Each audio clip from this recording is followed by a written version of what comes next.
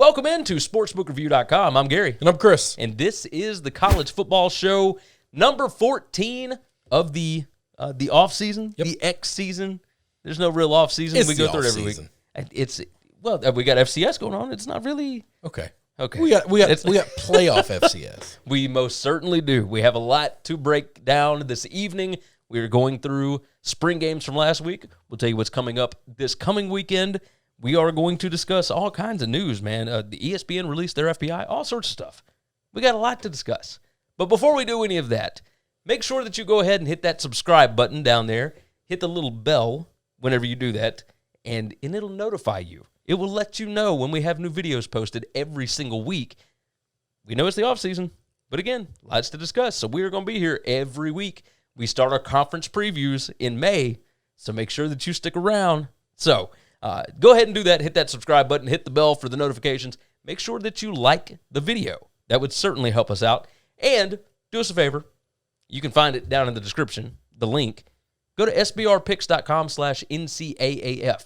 It is your one-stop shop for everything that you need to know about college football gambling, all the stats, all the picks, all the everything.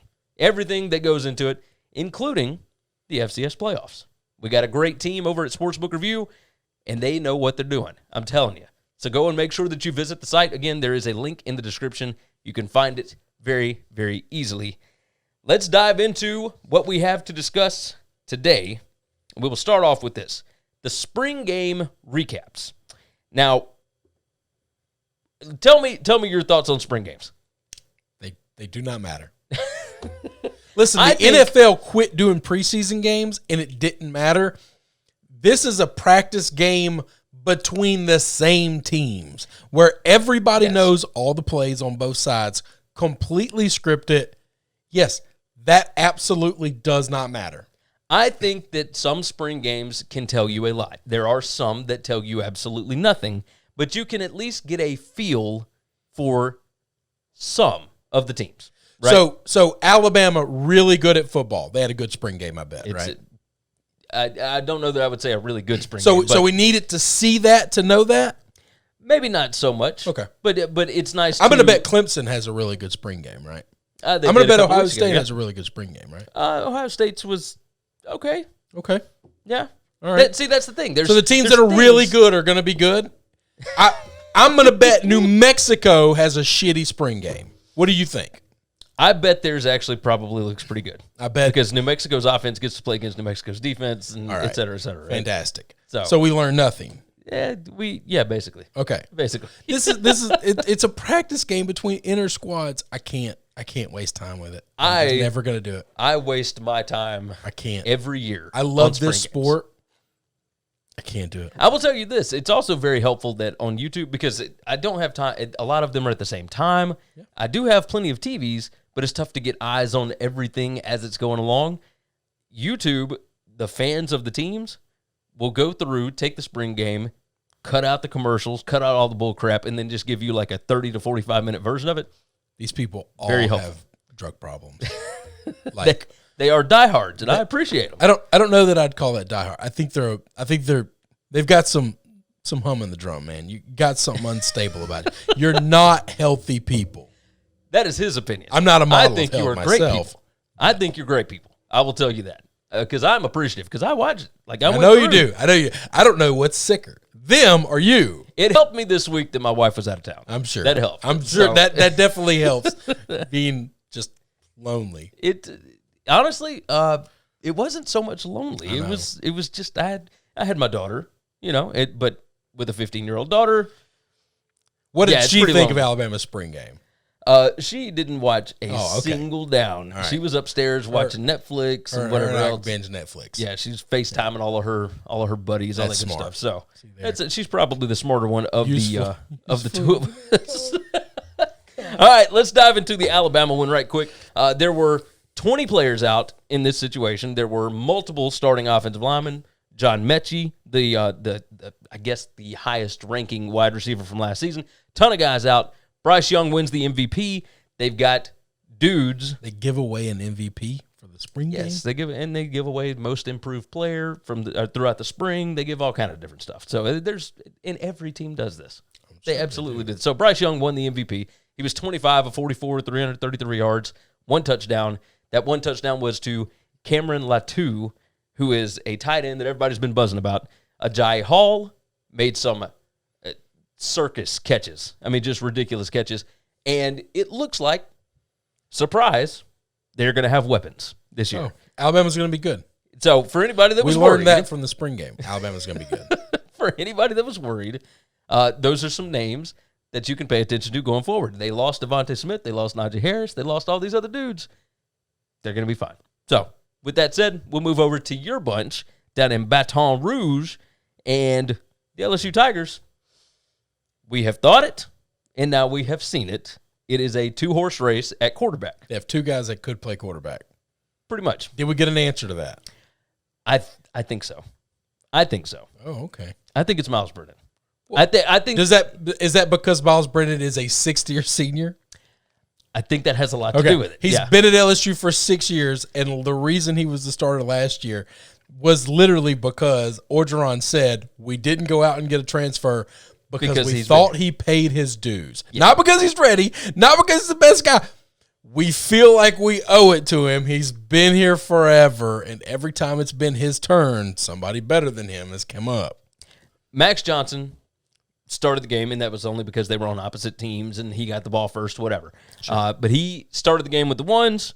Miles Brennan entered the game second quarter. He was 11 of 15, 106 yards, had a touchdown in 1 quarter of action. Looked great. I think it's Miles Brennan's job, and if they're close at all, it's going to be Brennan. Well, yes. One guy is a second-year guy. Who played really well last year. That's right. Working in the right. However, when you swap out offenses, you swap out coordinators, you swap out all that, and they're swapping all that out again. Yeah, and that's what I'm saying. They swap it from Insminger because Insminger was there forever, like with Brennan. Sometimes the new guy likes to go with the younger guy, but I really think that Brennan. I mean, he brought. Did you watch any of it? Did you see any of the clips? So I saw the one throw, and let me tell you, because of the way I watched it, which was on Twitter, and the film was really short, it looked like the DB caught the ball. The way the route was ran, and I was like, is LSU sharing out a pick that Miles just threw? And then I went and actually found a longer clip, and I was like, oh, okay, that guy's on offense. I don't know what that defensive back is doing. The defensive back is 3 yards behind the receiver at all times, which means just throw it a little short, and the DB can't catch it. And he had to go up and get like some weird circus catch because it looked like it was trying to go to the DB who was 3 yards behind the receiver. I don't know what you learned from that. So, cornerback, LSU fans had a lot of fun. Eli Ricks, the cornerback, that kind of it's stock riser from last year, did not get to play in this game. But the guy that replaced him, Dwight McGlothern, that dude is legit. Well, absolutely legit. LSU's going to have good defensive backs. Yes. Who would have thought that?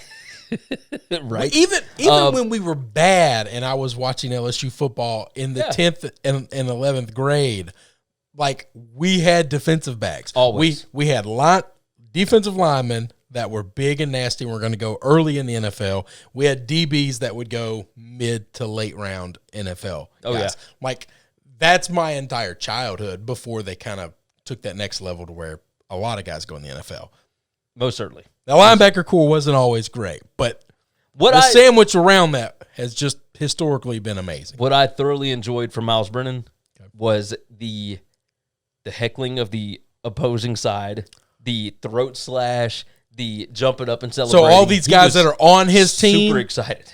So you don't think that would be more fun if that was North Carolina? Oh, it absolutely would be.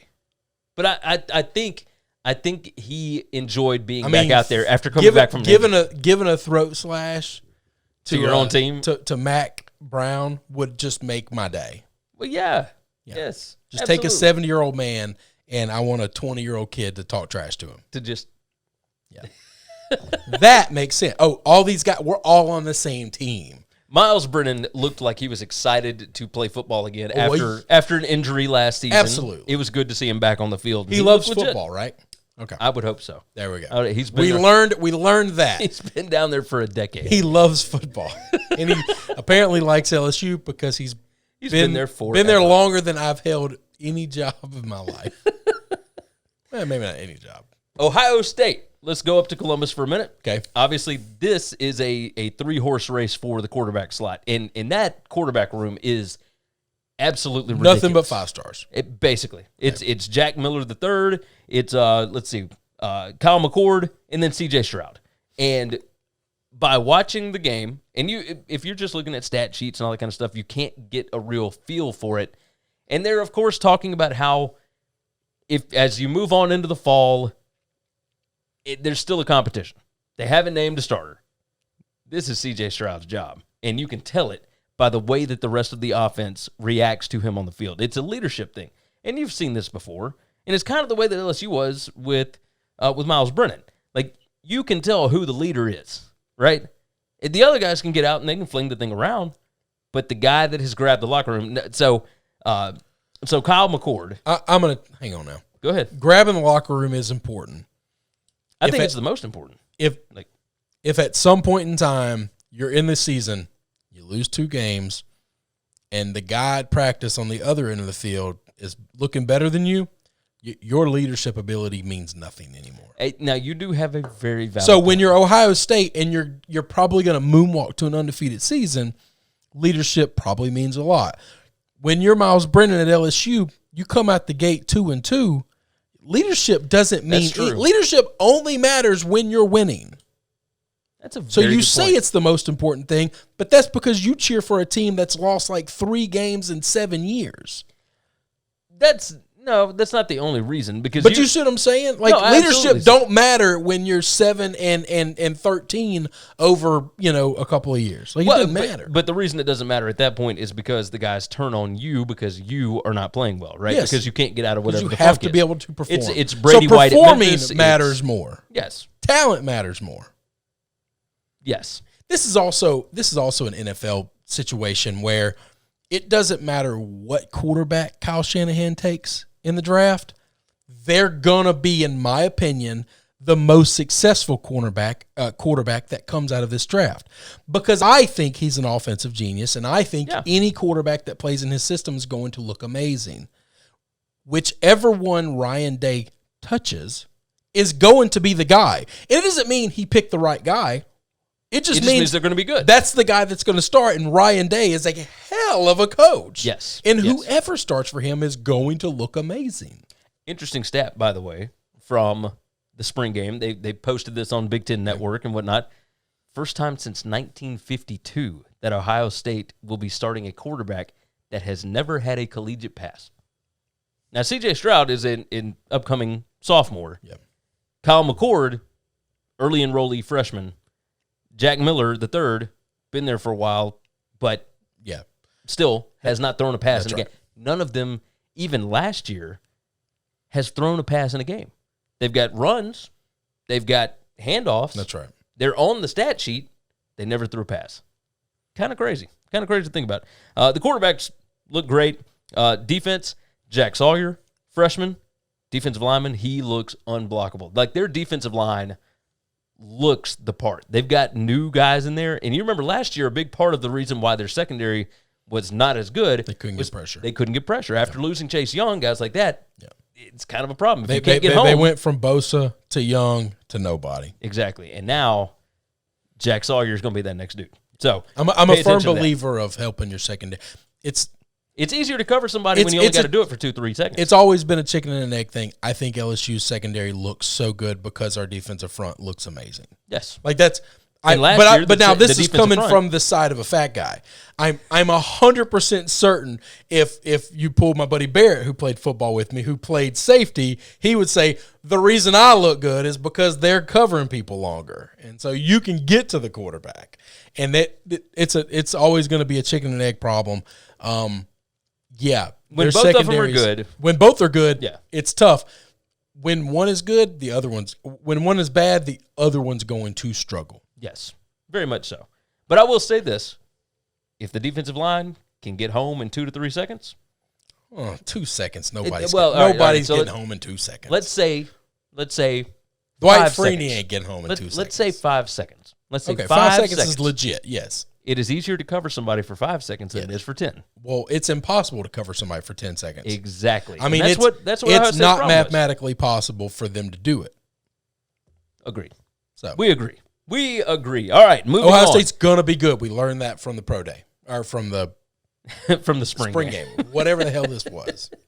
Practice. Let's go out west. Let's talk about USC and our boy Clay Helton, who you and I both feel like is kind of underrated. I think the hate has gone too far on Clay. Very much I so. have now come around to the other end of that, saying this guy is much better than people think.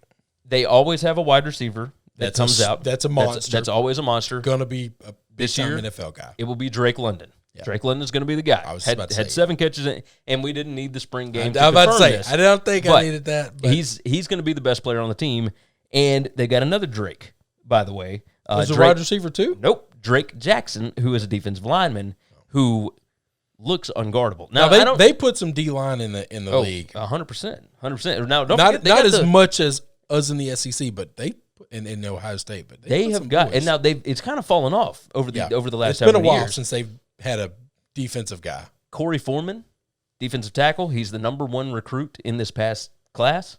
Is he a true freshman? True freshman. He is going to be legit. Yeah, he's going to be legit. So pay attention for Corey Foreman. That's going to be the next one. Keaton Slovis. They got a quarterback battle too, right? Jackson Dart, the incoming freshman. Like, everybody assumes it's going to be Keaton Slovis' job, but he didn't look great last season. He hadn't looked great through the spring. I don't know how much because he's not great. I don't know how much you can really tell. So that first season, he looked fantastic, right, when he was taking over for JT Daniels. But I'm curious, like, I don't know how much you can take from this because the way that they do their teams is different.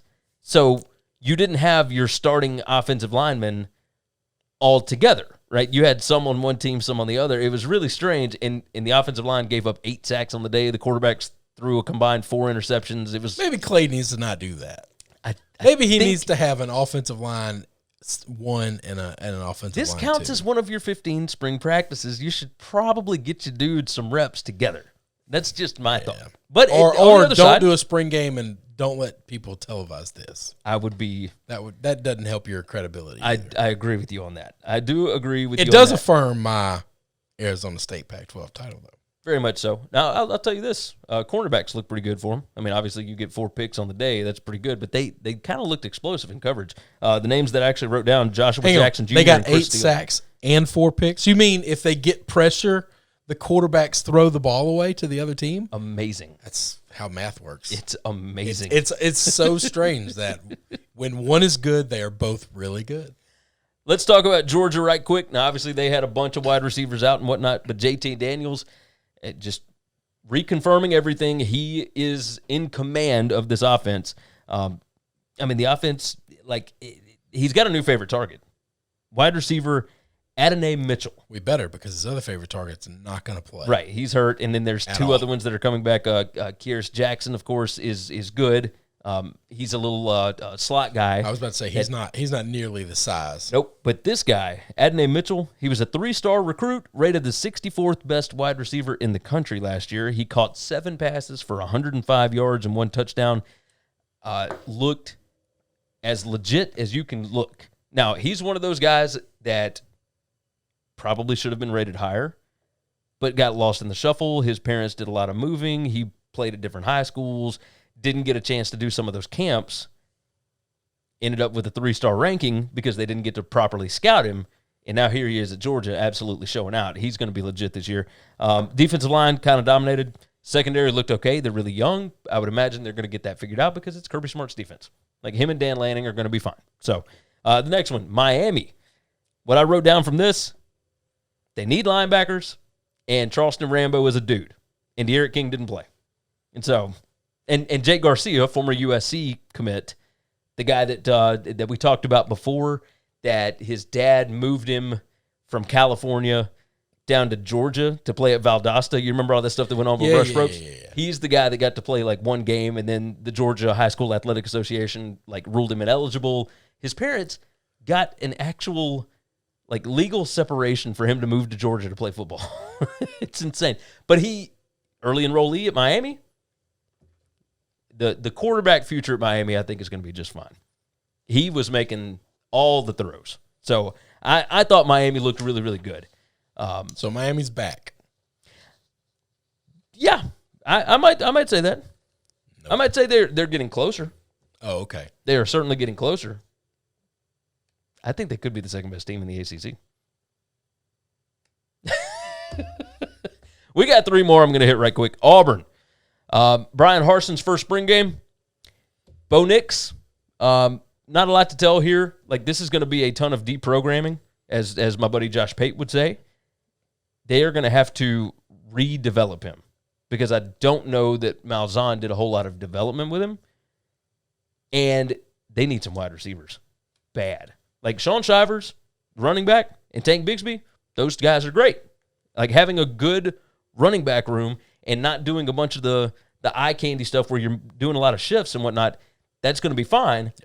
Simplifying the offense. In the SEC, if you don't have playmakers at wide receiver, if all you can do is run and you don't have that great of an offensive line, I mean, the guys that are coming back from last season weren't that great last season. You go up against LSU, Texas A&M, Alabama, Georgia, you're not going to be able to run it all that much. You're going to have to find a way to move the football down the field, and they don't have any of those guys right now. They lost all those fast wide receivers. They had so much speed that got wasted. And they didn't recruit any. And that's what's so scary. You could tell it in this game. The first play of this game, by the way, was Bo Nix, under center, play action pass, 5-yard out to a tight end. Like, it is such a shift from what Malzahn did to what Harson's doing. And if you go back and look at what Harson did at Boise State, it was 50%, it was split even run pass. And they run a lot of play action. They've done it forever at Boise. It's very, I say pro style, but it's old school pro style. And, I mean, we'll see if it works. I mean, I think that can work. You just need talent to be able to do it at some point in time. And I think that was part of the problem that Gus had there for the last 3 years or so. They have not recruited as well. You mean every year when they kept threatening to fire him, players weren't excited about coming to Auburn? It's a shock. When they didn't know who their head coach was? It's ridiculous. Yeah. Maybe you shouldn't do that. I think it would be maybe wise. If you're going to keep a guy, you got to let people think, hey, we're going to – even if you're not supporting him, you don't tell anybody that. Yeah. No, don't let the rumors get to the point where they were, which is – and I'm going to tell you he was sizzling every year. Bo Nix better come out looking like a damn hurricane if we're going to blame his flaws on Gus Malzahn not developing him. Oh, it wasn't just Gus. I mean, Gus tried that first season. Then he brought in Chad Morris to try and help. Listen, I think Gus realized he ain't the best quarterback on the team, but I'm being made to start an inferior quarterback. Why am I wasting my time? Agreed. This is supposed to be a meritocracy. Best player plays, not right last name plays. I thought we were past that. Oh, not in the Deep South, my friend. I know. Not in the Deep South where the checkbook still cash from the boosters, my friend. All right, moving on. We got 2 more. Memphis offensive line and the running game look pretty good. We have no idea who's going to replace Brady White. Brady White played at Memphis, it felt like, for 8 years. Yeah, it was a long time. And now they have Keelan Brown, who is a regular there. He's been there for a while. You've got LSU transfer Peter Parrish. Yep. You've got Arizona transfer Grant Gunnell. And there's another guy, I didn't even write his name down because that's not happening. But it's a 3-horse race to replace him. And I have no idea. And you couldn't tell anything from the spring game. I mean, all of them just looked kind of the same. They were throwing picks. They just bad decisions. It was not promising. But I will say the offensive line looked more together than they had last year. They returned basically everybody. So that's a step in the right direction. But, man, if you ain't got the signal caller, like that ain't good. You better have a quarterback in this league. I think Memphis is going to struggle. Yeah, from what I saw, yeah, very likely. Cincinnati. I know you're going to love this one. The defense, it's still going to be really good. Amazing. It's very shocking, right? New defensive coordinator Mike Tressel. They ran a bit of 3-3-5 to start this game. I actually really like that a lot. After seeing Syracuse desperately kind of go to that to kind of confuse people because they were struggling with depth. And Mississippi State. And then Leach brought it to State. I thought this is a lot like zone in basketball. You might play this once a year. Yeah. There's only like 3 or 4 schools in the country that do it. you're really going to mess up some offensive coordinators' plans. Very much so. Trying to compete with this. I think that you have to have an experienced defense, which Cincinnati does. Yes. You have to have experience and guys that already understand how to run your scheme, which they run I believe they run a 3-4, and then you can swap it out into a 3-3-5 and completely shift and completely change what you're looking at.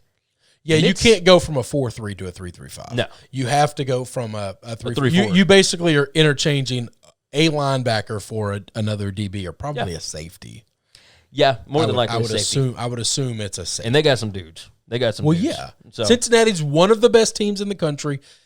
They should be getting conversations for making the playoffs. If they go undefeated, there is zero argument. They are projected currently by all the analytics and whatnot. They're going to go on the road to play on the road at Indiana and at Power Notre 5 Dame. schools or Notre Dame football legend. And the numbers right now have them favored. And for all of their games. And those are the only two games where it's going to be close. Desmond Ridder, he had fits with that 3-3-5 early. He caught on to it. He caught on to it. Yeah, he figured all that stuff out. He's smart. He's athletic. He's a stud. And what we didn't notice last year, but they have this year, especially with some of these new guys that are coming in, it is very evident he's got a fast, athletic, reliable receiving core. And if you got that, I just looked at the Heisman list that you sent me. Desmond's not even on it. Yeah, he's not on it, which is insane. On it. That's insane. Yeah. Now, I hate betting on those kind of futures. The odds are terrible, and it's an impossible award to figure out. But that's a guy that I would have money on if I was going to do it. That's the kind I can believe it. You're going to put up hellacious numbers. They're going to get national TV time like crazy, and his team is going to, at worst, finish 11-1. Football writers already know who he is. That certainly helps out. Yes. And he's an underdog. While they're projected favorites, all of this because he's a G5 guy. Yes. And if he can be the G5 guy that takes them to a playoff, he breaks barriers that have been in college football for a century. Yes. I'm with you. I love it. The story writes itself. I love it. All right, spring games coming up this weekend. Oklahoma State at 1 p.m. Eastern. You got Texas at 2 p.m. Eastern on the Longhorn Network. Texas A&M this week. North Carolina, going to be fun to see what Mac and Sam Howell are doing. Tennessee, what in the world is Josh Heupel's first spring game going to look like? I'm curious about that one. That's SEC Network. Oklahoma, 5 p.m. Eastern time on the Bally Sports Oklahoma Network. That is what replaced Fox Sports Southeast and Southwest, whatever. And then 5 p.m. Eastern time, the Ole Miss Rebels. Lane Kiffin, SEC Network Plus. I think the Grove is going to be rocking 100% capacity. Who knows? We're going to have 64,000 in Oxford? I don't know that we're going to have 64,000. Man, I hope we do. I definitely think they're busting the 47 that Bama had. I wonder if A&M is going to do that. Like they might. I think they might. I bet they. Well, it wouldn't surprise me because I think both those places are saying, "Let her rip, Tater Chip. We're done. Yeah, we are done. We have ripped the Band-Aid off this thing, and we are going forward with life." I can't wait. We're not going to get you down in Oxford. Not for a spring game, man. No. You know how much fun it's going to be down there. Oh, Lane. Yes. It would. If I was there, I would never darken the doors of the stadium. I would not come close to stumbling my way into the facility. Unless you could guarantee me time with Lane, I ain't doing it. I can understand that. I might be able to hook something up. Hang out with Lane after the game. That'd probably be a lot more fun. Bring a bottle of Don, it'd be all right. Everybody head down to Proud Larry's. Yeah, we can get down with that. All right, ESPN last week released their FPI rankings. Now, they initially released just the top 25, then they gave out the whole thing. I was about to say, then they threw the whole thing at you. I have got, 5 surprises. Yeah. I guess. Things that don't make a whole lot of sense. Yeah, right? They don't make sense at all. The first one, number 4 in their ranking, is Iowa State. I'll give you the rundown. Number 1 is Alabama, 2 Oklahoma, 3 Clemson. Then at 4, you've got Iowa State. Now, I can understand you got a bunch of returning guys. We like Iowa State. Yes. This is not a knock on the Iowa State program. I haven't known anybody in my life who's been pro Iowa State the way you have. I love Iowa State. And you still think this is insane, I think this is nuts. This is because insane. The way that their ranking is set up, This is so the FPI rating for Iowa State is 22.8. At number 5, they have Ohio State. The FPI rating for them is 20.5. If you had anybody that gave me Iowa State minus 2.5 against Ohio State, I'm putting the mortgage on Ohio State. Yep. I don't care who the quarterback is for the Buckeyes. Is Ryan Day still there? 100%. That's all I care about. Is Ryan Day still there, or do they still have a top 3 talented team? Are they still loaded with nothing but 4 and 5 stars? I understand the development that goes on at Ames. I get it. This is not a slight they got against the best Iowa drinking State. water in the world. Fantastic. This is just use your brain. Can't. Like it's insane. There's no conceivable way where I can acknowledge that Iowa State. Now, if Iowa State finishes the season undefeated and Ohio State finishes with 2 losses, they're going to be ranked higher. That's not what we're talking about. No, it doesn't mean that. This is power ratings. That's all that this is. It's and so what the FPI says is this is if Vegas released their power ratings, this is what it would look like. This is not what Vegas power ratings look like. I guarantee this is not. There's not a bookmaker in the country. If this is what Vegas power ratings look like, Vegas would be in the hole every year, and they're not. They're not. They're really smart. I mean, this is nuts. Just in case you're wondering, the people who make books for a living are really smart. They have Iowa State as a 5-point favorite over Georgia on a neutral field. I can't. That doesn't make sense to me.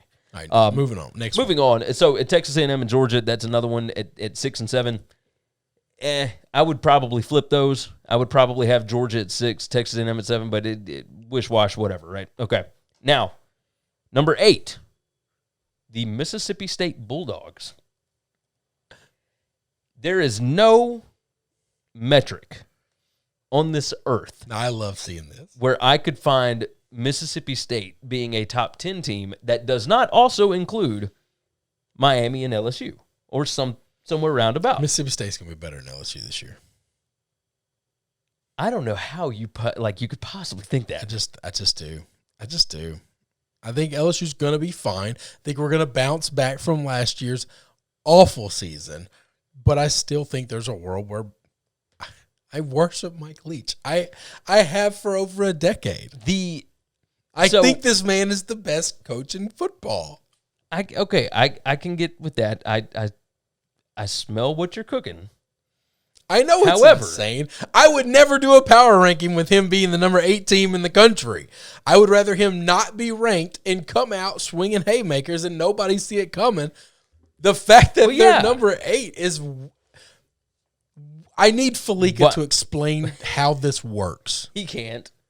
I need him because he's smarter than me. He works for this company, and he puts a lot of stock. Like, if you look at the bets he puts a lot of stock into this. He looks at ESPN's FPI, and he says all the time in his picks that he does on game day that our FPI shows this, and I don't understand why he's making these picks, but he's better than me at this. There's got to be some credence to it. How do we get here? I would love to know that. I would love to know it. I'd love to see it. If Mississippi State finishes in the top 10, nobody outside of people in and from Starkville will be happier than me. No one. Oh, agreed. If they beat Bama, I swear to God, I'll donate large sums of money to Mississippi State funds. I've never given to a college. I won't ever give to a college. You beat Bama, I'm writing a check. The rest of the top 20 is perfectly justifiable. Oklahoma State at 9, Penn State at 10, Notre Dame 11, Texas 12, North Carolina 13, Florida 14, Wisconsin 15, Auburn 16. Some ridiculousness here. 17 Oregon, 18 LSU, 19 TCU, 20 Miami. That makes perfect sense, right? And then we're going to disagree.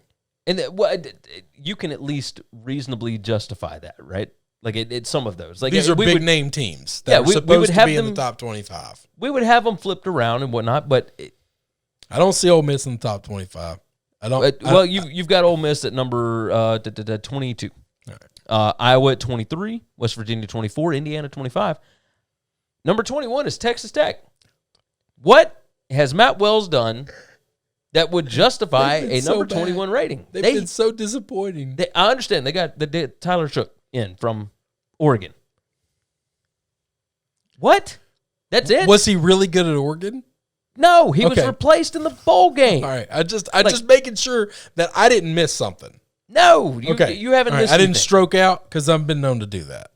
Number 26, they have USC. That's fine. They're in the top 25. I think they'll finish in the top 25. Yeah. But I don't think they're going to be a great team. I think they're going to finish to the bottom tier. They're going to finish the season with 2 or 3 losses. Yeah. They're not going undefeated, and they're not going to lose 6 games. They're going to finish with 2 or 3 losses. Book it. One of them's going to be the Arizona State. This one pisses me off. This one makes me mad, and this one tells me there is a place where some belong and some don't. And ESPN is 100% a part of that place. Number 27 is Cincinnati, who I just told you is projected to win every game on their schedule, according to SP. On the road at Indiana, on the road at Notre Dame. They're favorites in that game as of right now, according to people who make books. ESPN is spreading a narrative that, and this is 100% it, because they've got 26 teams that are all members of Power 5 football. It's pretty insane. And they are making sure that everybody knows there's those who belong and those who don't. And that what I don't me get off. is Iowa State at 4 and they're returning basically everybody. And then Cincinnati at 26. What do you think 27. Cincinnati would be? I wish we had access to a book guy. What do you think Cincinnati would be against Iowa State at Iowa State? Cincinnati's favorite in that game. Well, not according to FPI, but according to SP Plus, I bet. No, yes, FPI would have Iowa State like a 9-point favorite. No, they'd have them a 12-point favorite. Yeah, it'd be yeah. I was going to say double digits. I thought that'd be hyperbole, but it's not because this is bullshit. SP Plus, I believe, if I'm not mistaken, would have Iowa State favored by not much, but they have Indiana and Notre Dame lower. That's fine. Cincinnati's a better football team than that. Oh, I agree with you. I mean, I believe, but we're not splitting hairs between 27 and 24. Okay? No. We're splitting hairs between like number 7 and number 10. Like this is the 6, difference between 9. 4 and 27. Yeah, there's no there world. 23 spots between these two. There's no world where Iowa State would be favored by nearly 2 touchdowns over Cincinnati, no matter where the game was. This is immediately where you lose all credibility. Okay, you can't be taken seriously at all. This is the problem that we live in here in America as opposed to the rest of the world, where news sources can't be trusted because everybody has an agenda. Yeah. It's leaked into sports, and it's not political at all. We live in a world where there are those who belong and those who don't. And ESPN is pushing that narrative. And they are selling that narrative today, right now, 4 months before we ever kick off the first football game. The next G5 team is Coastal Carolina at number 35. And they replace almost everybody. No, they return almost everybody. But they do have a couple of All-American or all Sunbelt guys. They're losing Taron 2 or Jackson, 3 big stars. But, yeah, they're bringing almost everybody back, yeah. Yeah, so they're 35. Memphis is the third G5 team. No, I'm sorry. No, Tulane. UCF has to be. Tulane has to be higher than Memphis. Tulane is at 36. I would think Tulsa's higher than Memphis. Is Tulsa not higher than Memphis either? Nope. That's insane. No, Memphis is at number 43. Look, I live in Memphis. We like Memphis. That's just wrong. Tulsa's going to be better than Memphis this year, right? Am I wrong on that? No, I'm sticking with it. I don't care what that says. You can stick with that if you want to. I'm standing by that. I don't know what UCF's going to be better than them. I'm still working on my Conference USA preview right now. I'm not knee deep in that yet. I don't need to work on a preview to tell you what I know about teams that I know already, though. So here's other interesting Conference USA I'm going to have to put work in. Other interesting ones, Louisiana, number 69 in this. They return like 90% of their production. And they beat Iowa State at Iowa State last year. So 2 teams that are going to run back basically all of their starters and one team went on the road and beat them by 17 points. They're 50 spots apart. They're almost 70 spots apart. Yeah, number 4 to number 69. And then right behind Louisiana is UCF at number 70. That defense was really bad last year. I don't care. This is why you can't take this serious. At the end of the day, when Alabama finishes 1 and Clemson finishes 2, they're going to hold this up and they're going to say, "See, we got it right." Yeah, we told you. See, we got it right. Like, no, the rest of it matters. And then Cincinnati's going to be at like number 8, and they're going to be like, "Well, maybe if they started off a little better, we could have done something." But when you start off at 26 and you win all your games, the highest you can get to is 8. We let you into single digits. Yeah, isn't that nice? You should look be how happy. Look how nice we are. You guys in Cincy should be happy. I hate everything about it. It takes this sport that I love, that matters to me, and it bastardizes it badly. Yes. It really pisses me off because it's not about who's really. And at the end of the day, they're going to say, "Well, Cincinnati would be a 20-point dog against Alabama, and that's going to be their metric." Well, so the hell would Iowa State. Yes. But we're still going to let them play. Yep. Because they belong in a big boy conference. A P5 when conference. I guarantee you, you don't want anything to do with let the American play the ACC best on best all the way down. Let them play the Big 12. Let them play the Pac-12. Clemson's going to beat everybody. That's fine. Oklahoma might beat everybody. That's fine. Everybody else, you got a whole lot of coin flips. You got a lot of big boy schools that said, "We don't want to do that." We don't agree with that right now. I agree with you. I will tell you this. Pay attention to Louisiana at Texas that first week. Yeah. Like, that's one team is in the 70s. What's Texas? 12. Like 16, 12? Yeah. Get their ass whooped. Let's talk about something that'll cheer you up. Florida State and Georgia Tech last week. Of course, they had their spring games the week before and all that good stuff. They have come out swinging with this NIL stuff, right? The name, image, likeness, their preparation for it. They are getting ready because July 1st in Florida, regardless of whether Congress or the NCAA or whoever else comes out with something, their states have said, if you are a collegiate athlete, you can get paid. You can get paid for your name, your image, or your likeness. You can do social media posts. You can do commercials. You sell autographs, headshots, whatever. Whatever you want to do. If you can make money at it and somebody's willing to pay you for it, you can do it. Florida State. Open your Venmo up. People can send you money past the plate. They don't care. Florida State hosted 100-plus recruits for their spring game. They announced a comprehensive Apex name, image, likeness program. Now, the partnership is with INFLC and FSU's Jim Morin Institute, the nation's first standalone entrepreneurship college at a public university, FSU's nationally renowned College of Business, and the Academic Center for Excellence, which will offer 2 4-credit academic courses that will each include instruction on name, image, likeness-related topics.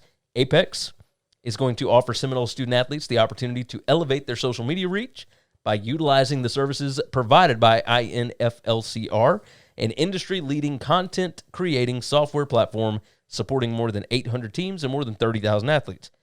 INFLCR's software platform will enable FSU to store, track, and deliver photo and video content to student-athletes and coaches. Now, Georgia Tech, same kind of thing. Jeff Collins came out and basically explained it the easy way, right? They're giving players their own IP, intellectual property. From practice, from games, they're going to have a media team out there documenting everything. And whatever pictures or whatever that has you in it, that's yours. Even though it's got the Georgia Tech logo on it, even though it's got da-da-da-da-da, that IP becomes property of the student-athlete immediately. They can download it from the database. They can monetize, distribute it how they want to, exactly the same as Florida State. And they ain't the only ones. Everybody's going to be doing this as soon as all the states are set up to be able to do it and whatnot. This is a game changer. Yes. Like an IP, getting to own your IB. So I need to know some of this. We're going to get into ESPN owns the rights to the SEC network. Correct. Now, right? When CBS falls off, ESPN's going to take it over. ABC's going to own it. Well, however, the actual media rights of like the games and all that kind of stuff, the SEC owns that. Like the conference themselves actually owns it. ESPN rents it. Whatever. Yeah. At the end of the day, does the individual school have the right to give some of this stuff away to the player when the conference owns it? They don't have permission to give away like the broadcast. Like if there's a play call that was made. So Tua and Devontae Smith for the national championship win over Georgia, right? And that's a ridiculously legendary play, right? That's right. They would not have access to own that. But pictures from it, okay, they can absolutely own like that. Stills. Could they have the video with no audio? Yes. Okay. So long as it was not from the actual broadcast itself. Okay, like, so somebody else Georgia would have Tech to is out, be recorded. So if Alabama has cameras on the field somewhere, so you got it. Okay. They can own that. Now here's the hard part is going to be you're going to get into like we're going to hear the word Spygate again. Like we're not going to let teams film their own stuff. I don't think. Film their own. I don't think Alabama's going to be able to have their own camera crew videotaping things for players. I don't think Florida State's going to be allowed to do that because at some point in time, where are those cameras pointing and what are you picking out from sidelines? Yeah, that's it. No, So we're going to get into some of what's allowed and what's not. Yeah, it's like for walkthroughs and stuff like that. But like camera phones in the facility, obviously, we're just going to have a lot of analysts. Or a lot of videotaping dudes crap that with have really good cameras that are out taking, like the Joe Burrow stuff, right? That's right. Like all that stuff that was created by the LSU media department. Correct. Fantastic. Yes. Right? Like, and he could own all of it, that. which That's is right. pretty big deal. Like, No, I think that's a huge deal. And at some point in time, what does the NCAA do if Florida says we're doing this starting June? Yeah, July 1st. And there's nothing Alabama the NCAA doesn't can do. have it. And Ohio State doesn't have it. And Clemson don't have it. Like, the NCAA is going to lose their mind because they're all about fairness as long as all the big boys get it first. What are they going to do? Are they just going to bend and say, we have to open it then to everybody? I think before July 1st, the NCAA will come out and just say, yeah, blanket rule, whatever. Because we're still waiting on... I actually think you're wrong on that. I don't think there's any way the NCAA is prepared for this. I think they're still sitting back hoping that Congress bails them out. Something changes. Maybe you're right. This is not a group of people that are ever proactive about anything. No, that's true. At all. They're they really just bad at their job. They may just sit back and say, look, sucks to suck. Let me ask you this. What are the chances that the NCAA says our rules trump yours, and so any kids that profit from any of this stuff are no longer eligible at all? So while you play all of those games that JT Daniels plays and profits money from, every one of those games will be considered a forfeit. I think it is likely. Or not likely. I think it is possible. It's very possible. Because that's an NCAA thing to do. That's what they would do. We're not going to fix the problem, but because your state trumped me, your state stepped in, because you know how they don't like to be told they're wrong for anything, we're going to make this punitive. Any kid that we find out gets paid for anything, no longer eligible. I do. So do you want to play in the playoffs, or do you want to go 12-0 in real life where everybody saw it happen, but all those games in the record book go 0-12, and you don't get to go to the bowl game? You don't get to go to the playoffs. You wouldn't go 0-12. It would just be vacated. It's like the game didn't happen. So at that point, that's fine. But you still don't go to the bowl game, so you still don't get to play in a playoff. No, because you can always appeal and push it back, and they're not going to. They're not going to do that. The selection committee's not going to do that. The selection committee is not run by the NCAA. The NCAA has nothing to do with college football. Do you think the selection committee actually would do that, though?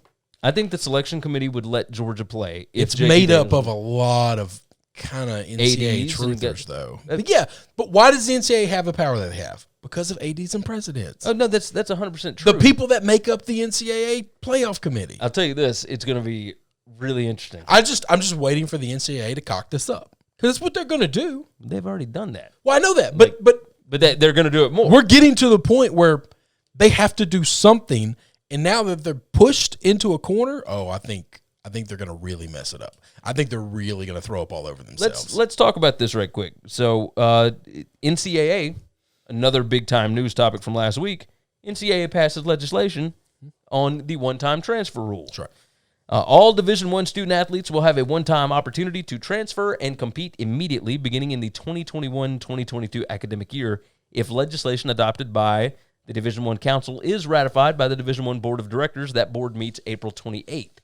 The council expanded the one-time transfer exception to all sports, which means student-athletes who play baseball, football, men's and women's basketball, and men's ice hockey have the same chance as all other student-athletes to transfer and play right away, which in and of itself is ridiculous that we had other sports that could. 5 sports could not. That's it. That's the list. And we acted like it was like the most unheard of request that we could ever ask for, when really like 30 sports do this with no problems. Yeah. If ratified by the board, the change is effective for student-athletes who have not transferred before and want to compete at a new school as early as this fall. It's a pretty big deal. Yeah. Pretty big deal. Very big deal. Especially considering in basketball and men's basketball, like a third of the players returning are 30%. all in the transfer portal. That's insane. That's just insane. I don't even know how to comprehend a third, 1 out of every 3 returning players to college basketball are in the transfer portal. They're not all going to find homes. And that's the other side. So it's going to take a while for this to balance, right? They'll all find a home because there's like 600 college basketball teams. But there's also a ton of incoming freshmen. No, there ain't that many incoming freshmen. There's enough. There aren't that many good incoming freshmen. Agreed. Where you wouldn't take a 3-year player from somewhere else. Okay, that's a valid point. Come on, man. I don't know, man. I think there's going to be some that can't find anywhere to go because it's already happened. Like, it happens. No, they're going to take big steps down. Yeah. They're gonna leave Michigan State, and they're going to end up, some small. They're going to end up at Iona with a big Pitino. That's what's going to happen. But they're going to find a home. There's just too many damn basketball teams. I mean, you might be right about that. You might be right. There are some that are not Division I basketball teams. Yes. Like there are NAIA schools, et cetera. Plenty of smaller schools out there. Let's jump on this right quick before we jump into our FCS stuff. 2021 Heisman Trophy odds. Now, these are super long futures, right? Because, my gosh, the season doesn't even start until late August. I'm not going to read through everybody, but obviously the names that you know are at the top. That'd be Spencer Rattler. His average right now is plus 381 if you go by the 4 biggest offshore books. Bryce Young at Alabama is plus 631. DJ Uiagalelei at Clemson plus 656. JT Daniels plus 813. And then Sam Howell plus 1,050. Now, a favorite hadn't won this thing in over a decade. I mean, it's been a long time. Which is why I've got 3 long shot bets that I've already put a little bit on just to have some fun. I don't typically bet these because they're a waste of money. I would have taken this bet. But we probably should have talked about it before I put it in there. Because you're just giving me free money. That's all it is. That's 100% what it is. But I felt weird saying, hey, here's my picks without actually putting the money behind it. I didn't put a bunch. I put $5 on each one, and if they hit, I'll have taken your $15. Casey Thompson at Texas is my first one. 0 chance this happens. Plus 5,000. Sure. According to SP Plus, Texas is projected to win 10 games this season. The other 2 games are single-digit spreads. That's against Oklahoma and Iowa State. If the Longhorns can find a way to upset either one of those, they get into the Big 12 championship game. He's got a shot at that point. Thompson, if he proves to be as explosive in the new offense under Sarkisian as he did in the bowl game, a big-time quarterback at Texas will always have a shot. You agree? Okay. No, I don't agree. I think they've had big-time quarterbacks. Vince Young won one. Yeah. Nobody else came close. Cole McCoy came close. But since then, they hadn't really had any big-time, Okay. Emory Jones at Florida, plus 2,775. This might be your best bet. But here's the problem. That's not long enough odds, really. Is Dan Mullen going to coach all these games? If Dan Mullins has to sit out 4 to 6 games, Emory Jones ain't winning this thing. I don't think he's sitting out in the games. What are you talking about? I thought Dan Mullins was getting suspended for the NCAA stuff. No. He's on probation. Oh, probation. He's on probation. He's not suspended. I've been on probation. It ain't no big deal. It ain't no big deal. That ain't nothing, Dan. Don't worry about it. Never mind. Look, as great as Florida's this offense, is the only guy that, because I trust Dan. I have seen Dan take dudes that I thought were just dudes. Well, nothing special at all, and he made them look damn special. Kyle Trask, like he played behind De'Aaron King. Now, who was the quarterback at Mississippi State that as soon as Joe Moorhead came in, Nick Mullins. Nick Mullins had no business being an SEC quarterback by any metric whatsoever, and he was one of the best SEC quarterbacks that we'd seen in a long time. And then as soon as Dan left, instant garbage. Here's instant garbage. Dan Mullins is the only guy in the SEC that I would trust to be able to just flip a switch and say, he's the Kyle Shanahan. Yes. I can take anybody, and you're instantly going to be the best. But not even so much anybody, because he was really good with Trask. However, Trask doesn't fit what Dan Mullen wants to do on offense. He wants an athletic guy. He wants to be able to run and throw. And Emory Jones may not be a pinpoint accurate passer. Dan don't need that.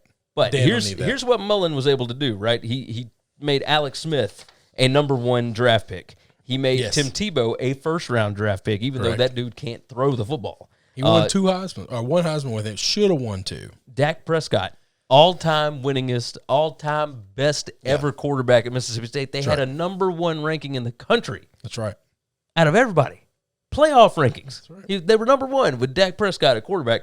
Nick Mullins won 9 games at Mississippi State. I know. And that dude can't throw a beach ball into the ocean. He's not good. Nick, if you're watching, I love you. But we all know. We all know you can't throw the football, my man. Dan's really good. Yes. The schedule that Florida has, if Emory Jones, if they've got him doing some of these crazy things with the football, that's a possibility. And then my other one, it's one of the favorites, JT Daniels. There's no way I'd touch this. Here's why. If Georgia has really turned the corner on offense, this is the longest odds that you are going to have on JT Daniels. Because if they beat Clemson in week 1, it's immediately going to jump to plus 250. Well, yeah. And then it's going to stay there the rest of the season if they end up going undefeated or whatever.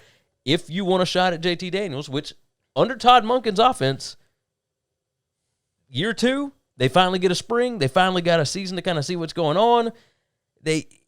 It's possible. Sure.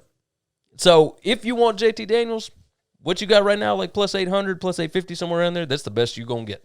That's the best you will get listen. Wait until you figure out who's going to be the quarterback in Mississippi State. Bet that guy.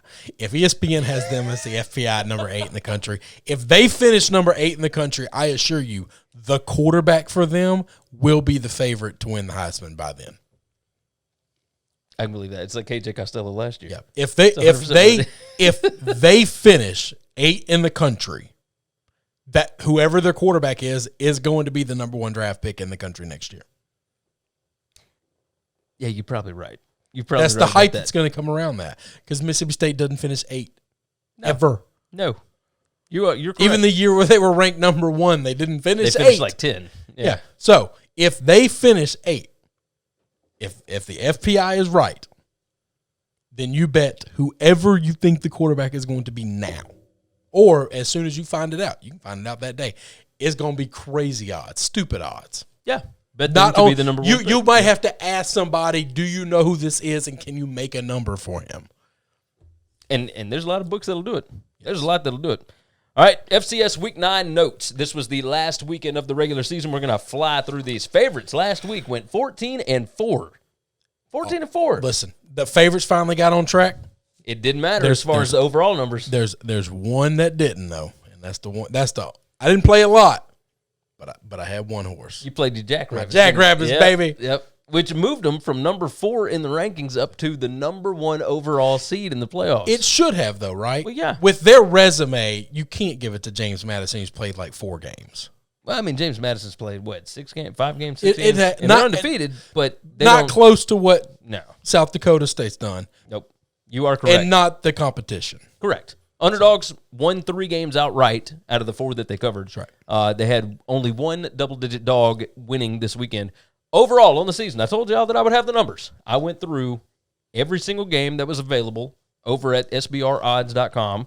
Here's how the spreads went. Now, I did not count pick'ems. Yeah. And I did not count spreads that had, well, on this book they're +1, on this book they're -1. I didn't count those. No, we need you to be a definitive favorite. Yes, definitive favorite, definitive dog. 93 favorites covered on the season out of 215 games. That is 43.25%. Not good. So on the season, if you had only bet underdogs, you would have covered 56.75% of the time. What about last week? The favorites went 14-4. Now that's an unbelievable. So let's say you were off the train for the final week of the season because you thought everybody's playing their best football. The books are a lot sharper. Favorites will start catching up. What would you have gotten if you got smart and got off the train before last week? If you got off the train, it would have been over 60% that underdogs would have covered on the season. That's how ridiculous this is. 60%. Which is right in your wheelhouse, man. I love that, dogs. I love that. Listen, I didn't bet all of them. There was a couple of weeks where I bet like 8 of them, 10 of them. I just went down the street and was like, I like this team, I like this team, I like this team. If they're catching points and I like you caught money from me. I did really well. Not bad. I only played two games last week. I think I hit both of them. I'd have to go back and look in my book. Did I hit the Delaware line or not? I know they won. They covered by 7, so I don't remember what the That wasn't a touchdown game. What was it, like 4.5, 5? Yeah. So I covered that. So we had 70 underdogs that won outright. That's 32.56%. If you look at the average of what they were covering, which some were 2 points, some were 3, it would not have ended up being profitable. Yeah. Overall on the season, I don't believe. If you just look at the average, 22 double-digit underdogs won outright on the season. I did not go through and count how many double-digit dogs there actually were. That is something that I want to try and do for next week. I kind of ran out of time. That's all right. Sam Houston this week had 0 issues with Incarnate Word, 42-14.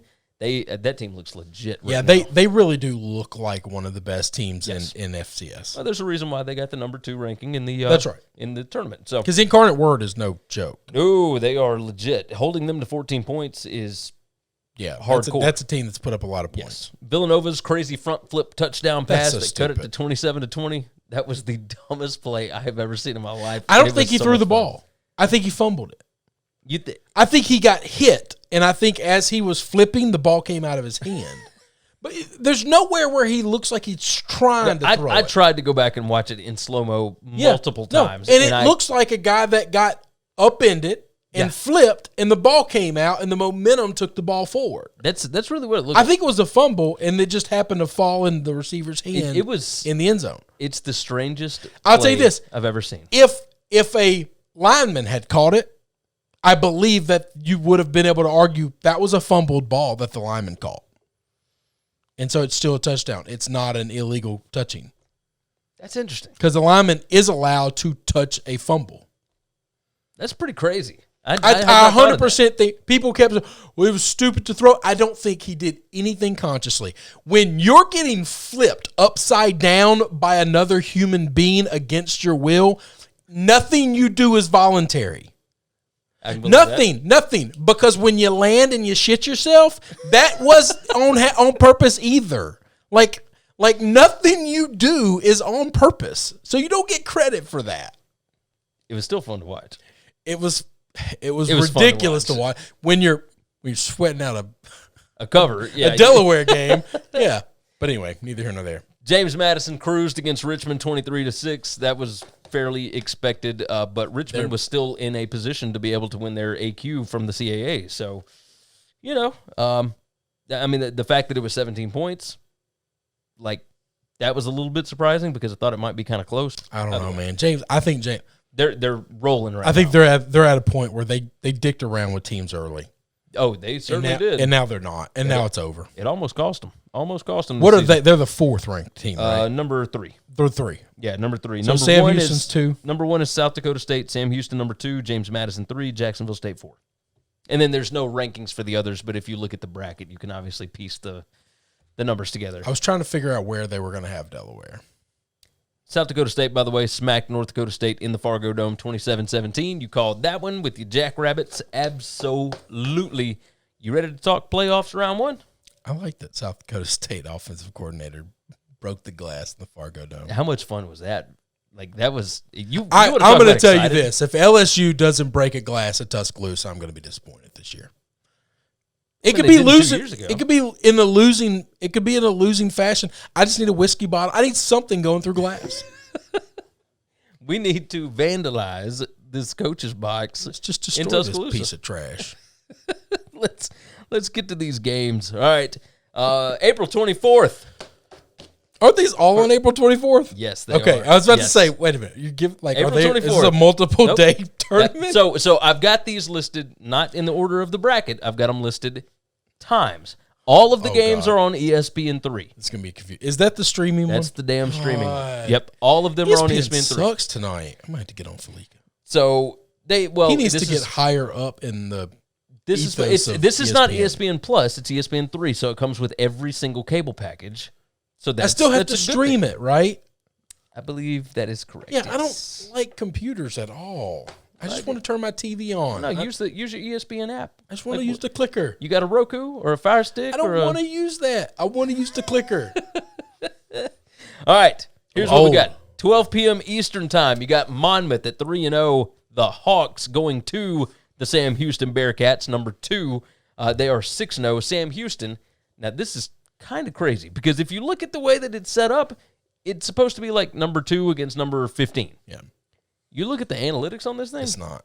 I don't think they did that at all, by the way. I don't think so either. I think they did some of this by region, by like a locale, maybe. I don't know. Monmouth ain't close. But some of these are. So that's why I don't know. See, I don't understand it at all. Like some of them are Monmouth going is not to be the 15th best team in this thing. Exactly. Monmouth, we the way that know it's set up, right? It should be number 2 against number 15. However, the spread on this game, which I don't believe, did the spreads come out yet? Oh, I always look at that before we start. No, I didn't. And we didn't. But I have the analytical spread. You look up the analytics. I'll see if their odds are out by now. The analytics have Sam Houston winning this game at 31-25. No odds available at this time. Minus 6.6. Sam Houston should be favored in this game with a total of 55.63. So 31-25. It's Big South automatic qualifier against Southland automatic qualifier, and I am not betting against Sam Houston in this game. I think they're going to want to show out here. I was going to ask you, do you think there's any validity to dogs covering in the regular season mattering now that we get down to what makes men men and boys boys? So it was a lot of fun in the regular season, but I think most of that was because it was a shortened season. There were a lot of pauses, a lot of stoppages, a lot of whatever.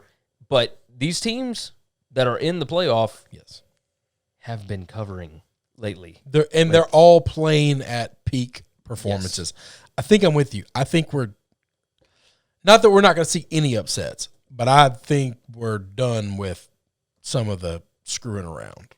Yeah. I think we're going to get chalky. I think that I tend to agree here. Would you take never mind. There's only 8 teams. If this was 16 teams, I was going to ask, it's 8 games, it's 16. Well, okay, yeah. Yeah, all right, 16 teams. Would you take the top 4 of the field to win it all? Obviously the top 4, right?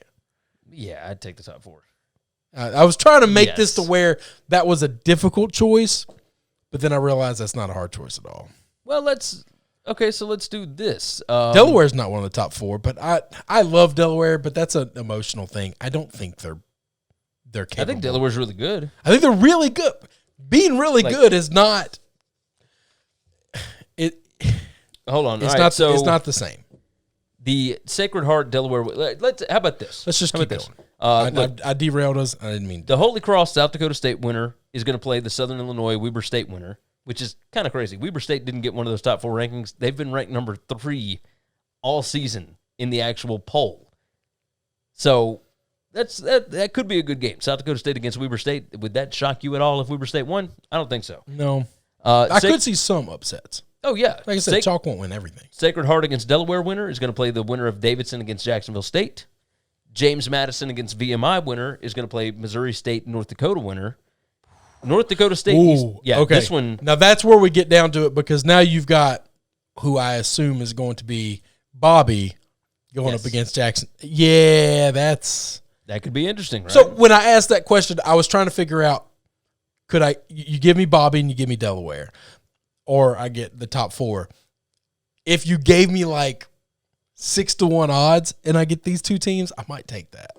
So the way that the bracket sets up, you would have Bobby Petrino against if they beat North Dakota. If they beat North Dakota, they're going to play against James Madison. They're going to play James Madison. That's going to happen. And then the next round, they would face the winner of Monmouth versus Sam Houston winner against North Dakota State Eastern Washington winner, which is an incredible first-round matchup. Yeah. We're going to break it down. Right, so let's keep going. I didn't mean to derail us. I apologize. Oh, no, you are all good. We like Sam Houston State. We think they're rolling through game 1. Yes.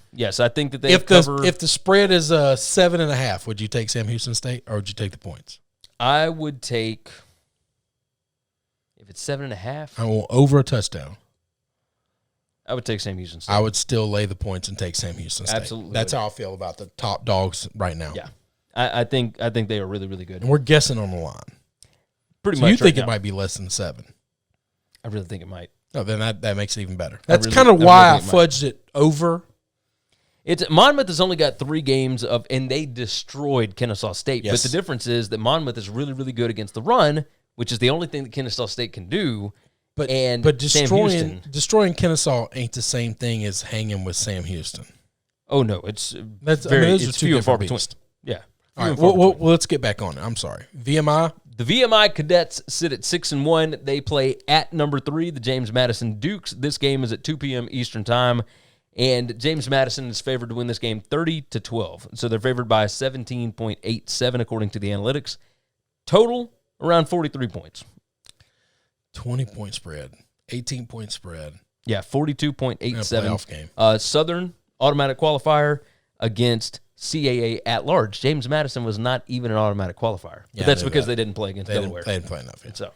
So, James Madison has gotten this thing rolling. Yeah. As of late, they don't concern me at all in the first round. At VMI, like they've looked really good, but they have not played a very difficult schedule at all. I need Missouri State to win.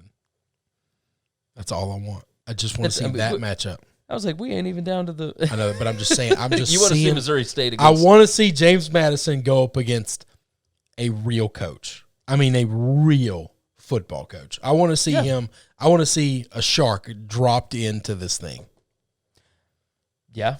But I need him to get through the first round. So we want James Madison to win. I think James Madison. If it's 17, if it's 17, I'd lay the points. If it's 20, I probably wouldn't touch it. I think it's probably going to be closer to. I won't 17. I would just rather not bet it before I bet against James Madison right now. Yeah, I tend to agree with that. That's just not. I just don't think that's smart. No, because you they've don't been step rolling. in front of that train. Yeah, they've been rolling teams. Right you don't have to bet it. No, you're right. So you're right. If you wanted to, I mean, if it's 17, I'm taking it. If it's 18, I'm probably taking it. Anything bigger than that, I'm probably just going to watch the game. No, that makes sense. That makes sense. All right, Davidson Wildcats sitting at 4-2 at the number 4 Jacksonville State Gamecocks. They are 9-2 because they are also counting the fall situation. So wrong. And everything about that. I mean, I agree. This is also a 2 p.m. Eastern Time game. Jacksonville State favored to win this game 34-11. So minus 22.17 per the analytics and a total of 44.85. So around 45 points. I would roll Jacksonville State. Davidson is the Pioneer automatic qualifier. That doesn't belong. Well, basically they don't belong. Yeah. Now, why Jacksonville State, the number 4 team, got to play them? You got me. I don't have an answer for that either. Like, why is number 2 Sam Houston playing against Monmouth? Who I would rather I'd rather play Davidson than Holy Cross. Yeah, I mean, I think so. I mean, I don't think Holy Cross can score. I don't either, but I still would rather play a team that I think A is lesser and B has a few losses than an undefeated, even though it's 3-0, than an undefeated Holy Cross team. Okay, yeah, that's okay. Even though they can't score real well, but anyway. Pioneer automatic qualifier against the OVC automatic qualifier. I would roll Jacksonville State anything up to about 23.5. That's a lot of points, man. I think they're going to roll. I do too, but that's a lot of points. Absolutely roll in this spot. I mean, you're probably right. Yeah, all the big four are probably going to. The talent differential in this game. is one of those where you just bet the favorite and wait for the other 4 games. Yeah, pretty much. Going with another ranking game here, we are going to discuss what you just talked about, and that's Holy Cross. Holy Cross 3-0, the Crusaders, headed to South Dakota State, the Jackrabbits. I love this team. Home of one Adam Vinatieri. I think they're a lot of fun. 5-1 on the season. They're really good. Yeah. No, they are certainly that, but they are the number 1 ranked team. And this game kicks off 3 p.m. Eastern time. South Dakota State favored to win this 29-8. Yeah. Now, look at this. A total of 37.66, and South Dakota State favored by 21.12, according to the analytics. Yeah, they just assume Holy Cross might get a touchdown.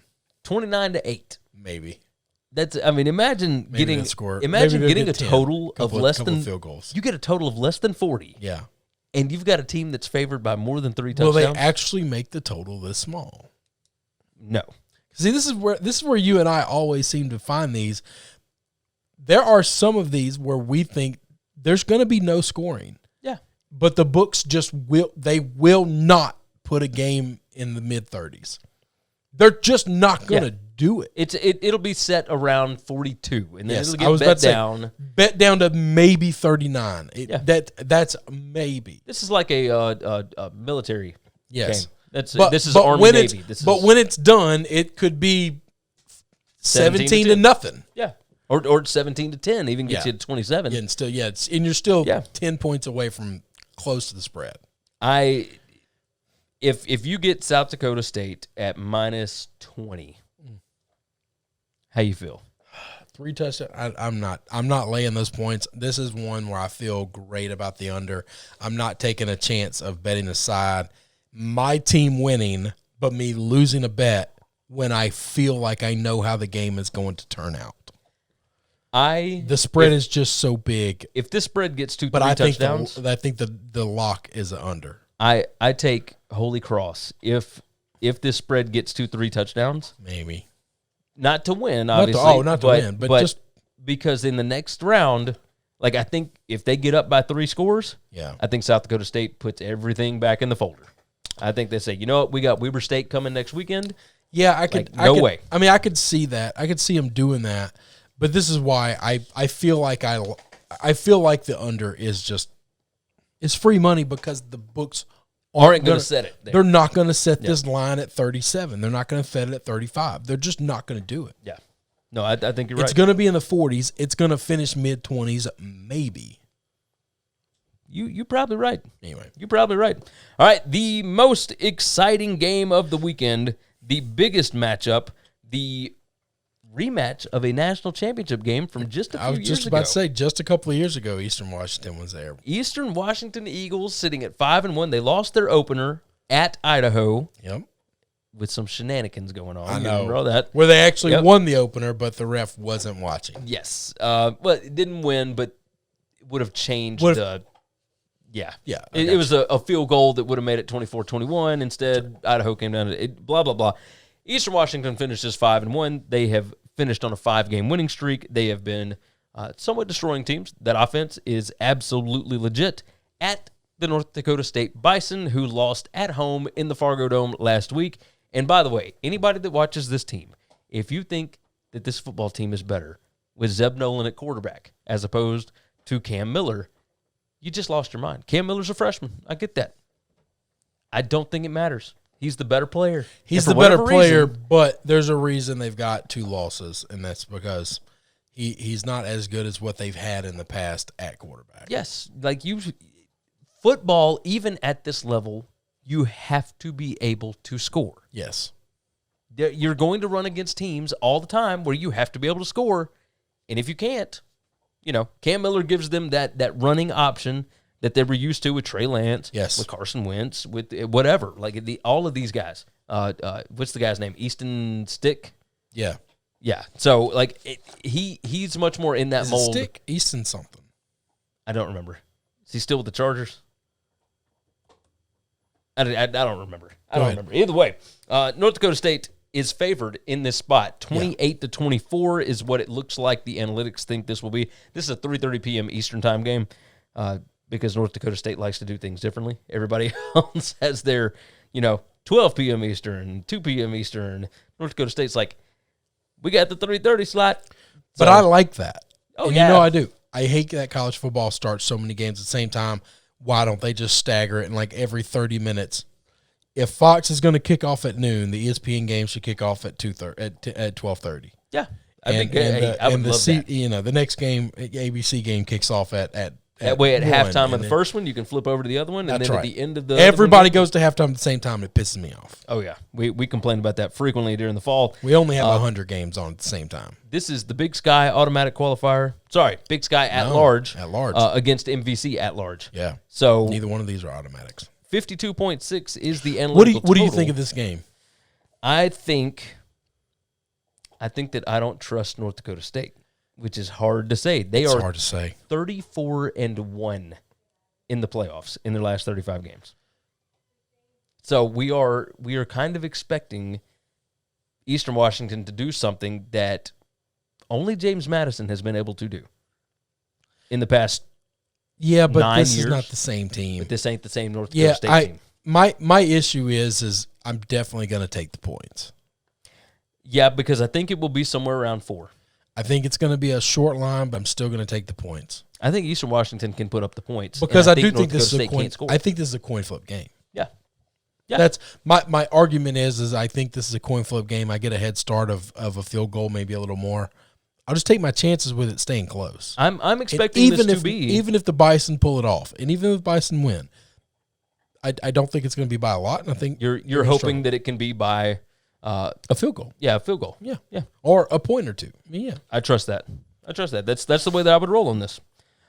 Next game up, Missouri State headed to North Dakota. Now, funny part about this, they're both MVC teams.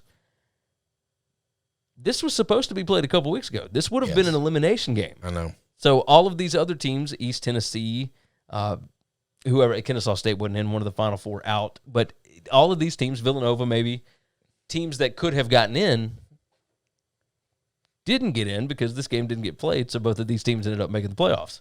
So Missouri State is 5-4 on the season because they lost 3 games back whenever.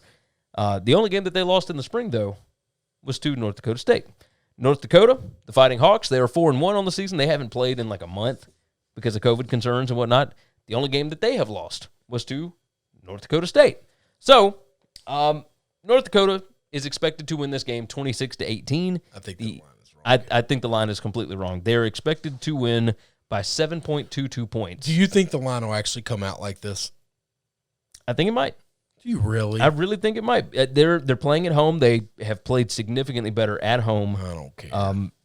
I know you trust Bobby Petrino, though. I trust Bobby. I trust real coaches in college football. Yeah. I mean, we don't expect this much out of North Dakota. We haven't seen it other than this season, and they haven't played in forever. Analytically, it would tell you, yeah, this is the way that you should do it. But I do think Missouri State is a better team.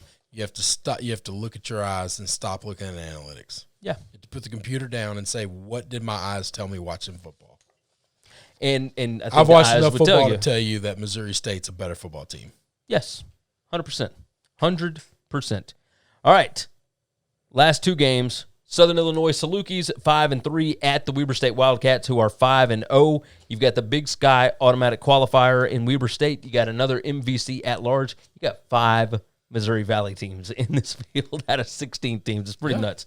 Pretty nuts. This one's at 4 p.m. Eastern time. Weber State expected to win this one 25-19. So analytically favored by 5.86 points. Total 43.25. That's a pretty average. Yeah, pretty average. Weber State, I kind of expected that they would be favored by a little more here, but Weber State kind of toyed with some teams, especially early. Now, they started kind of rocking them late. I do think if this line is under a touchdown, I am for sure going with Weber State. Wow, okay. 100%. I'll take the points. Southern Illinois had to play their way into this thing. Yeah, but I'm okay with that. Yeah, no, absolutely. I want teams coming in playing out meaningful football. That's okay. That does make sense. So Weber, I do like Weber State. Yeah, I do like. No, I do too. Like, I do this too. Is a legit team. I want to catch points. Before the season started, Weber State had the number 2 shortest odds to win the national championship behind North Dakota State. They were like plus 250. But all that's kind of been proven to be wrong. Well, yeah, I mean, it just all went out the window. But once we actually started playing football, this is still a really good team, and I mean they're 5-0.